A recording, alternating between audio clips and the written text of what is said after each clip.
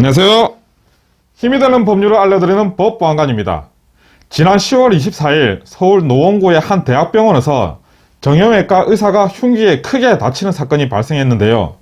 가해자 A씨는 2014년 의사 B씨에게 왼쪽 손가락 수술을 받았지만 문제가 있다며 2차례 손해배상 청구 소송을 했으나 결국 패소하게 되고, 이에 앙심을 품고 보복하기 위해 진료실로 난입해 흉기로 그를 살해하려 합니다.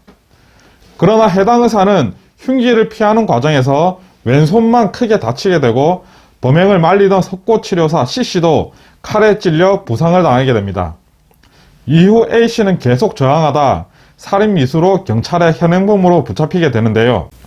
사실 지난해 임세원 강북 삼성병원 교수가 정신질환자가 휘두른 흉기에 찔려 사망하는 사건으로 인해 임세원법이 국회에서 통과돼 의료인과 환자의 안전을 위해 병원의 보안 인력 배치와 관련 장비 설치를 의무화하게 했고, 만약 의료인에게 상해를 입힌 자는 7년 이하의 징역 또는 1,000만 원 이하의 벌금에 처하는 등 처벌도 강화하게 됩니다. 그러나 이처럼 관련법이 강화되었다고는 하지만 의료인에 대한 보복 범죄는 계속 줄어들지 않고 있는데요. 그에 대한 원인은 아무래도 의료 업무의 특성상 수술이나 치료에 대해 환자 본인이 기대한 결과에 미치지 못할 경우 불만을 품는 일이 많을 것이고, 만약 의료진의 과실이 명백하더라도 그 사실을 주장하고 입증하기가 매우 까다롭기 때문에 상대적 약자인 환자의 경우 이에 대한 증오를 범죄를 통해서 표출하는 거라 생각됩니다. 사실 저 법보안관도 아주 단순한 사건이지만 최근 고열이 나고 속도 안 좋고 하여 한 병원에 가서 처방을 받았는데, 그날 밤에 더 악화되어 다음날 비몽사몽 다른 병원 가서 재진료를 받은 적이 있습니다.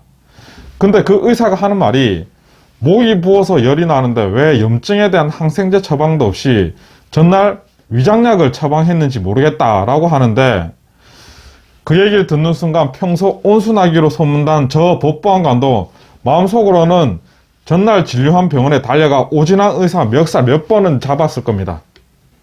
아무튼 밤낮 없이 고생하시고 아플 때 치료해 주시는 수많은 의료인들께 저 법보안관은 항상 감사드리고 있습니다. 그리고 위의 사례와 같은 의료진에 대한 강력 범죄는 분명 엄하게 처벌해야 합니다.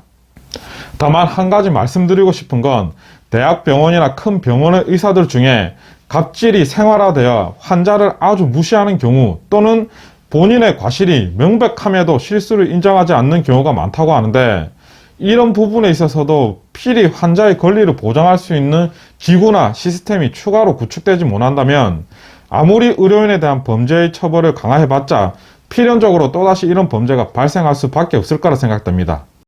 즉, 고열이 발생되는 원인을 찾아 목의 염증을 먼저 치료해야지 고열에 의해 발생되는 위장통약만 처방한다면 결국 상황은 더 나빠질 겁니다. 자, 오늘의 영상 내용은 여기까지입니다. 영상이 도움되셨다면 구독과 좋아요 꼭 부탁드리겠습니다. 감사합니다.